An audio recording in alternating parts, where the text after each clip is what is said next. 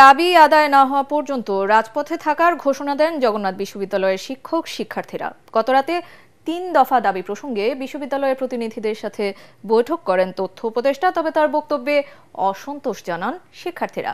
এদিকে উপদেষ্টা মাহফুজ আলমের উপর বোতল ছোড়ার ঘটনাকে উদ্দেশ্যপ্রণোদিত উল্লেখ করে আন্দোলনকারীরা বলেন, যৌক্তিক আন্দোলনকে প্রশ্নবিদ্ধ করতেই এমনটা ঘটানো হয়েছে।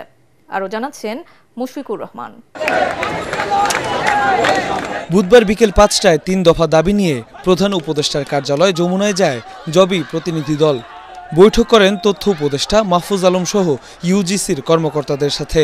৪ ঘণ্টা ব্যাপী বৈঠক শেষে রাত ৯টায় গণমাধ্যমে কথা বলতে আসেন মাহফুজ আলম। এ সময় তার ওপর বোতল ছোড়ার ঘটনা ঘটে।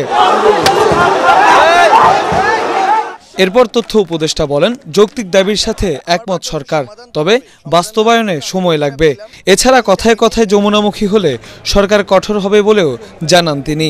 চল চল যাই যমুনায় যাই, এই রাজনীতি, এই মুভমেন্ট আমরা আর হতে দিব না। শিক্ষার্থীদের ভিতরে যারা এই কর্মকাণ্ড করেছেন তারা অনেক বড় ভুল করেছেন। তাদের ভিতরে যারা স্যাবোটেজ করার অভিপ্রায় এখানে এসেছেন, শিক্ষার্থীদের উচিত তাদেরকে শাস্তির আওতায় আনার ক্ষেত্রে সরকারকে, প্রশাসনকে সহযোগিতা করা। তবে মাহফুজের কথায় আশ্বস্ত হননি আন্দোলনকারীরা।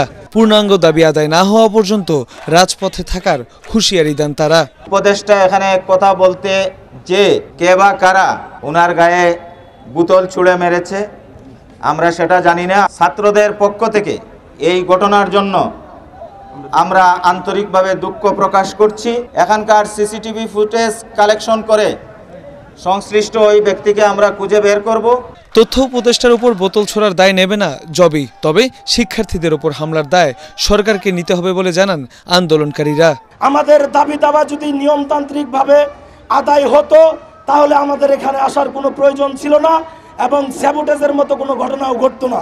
এই অনাকাঙ্ক্ষিত ঘটনাকে কেন্দ্র করে যখন আমাদের উপদেষ্টা মহোদয় এখান থেকে চলে যায়, তখন আমরা মনে করি যে উনি তার ব্যক্তিগত ক্ষোভকে প্রাধান্য দিয়েছেন। উপদেষ্টা মহোদয় যে ব্রিফিং করেছেন সেটি আরেকটি অস্পষ্টতা তৈরি করেছে।